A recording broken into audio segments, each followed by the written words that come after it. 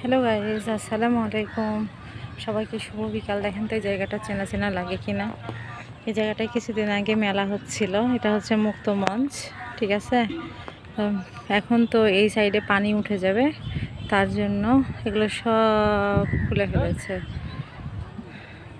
তো এগুলো সব খুলে ফেলছে, আবার যখন পানি নেমে যাবে তখন এখানে আবার মেলা বসবে। দেখেন কি শূন্যতা লাগছে, কি অবস্থা। চলেন সামনে যাই, দেখি কত দূর পানি উঠেছে নদীর।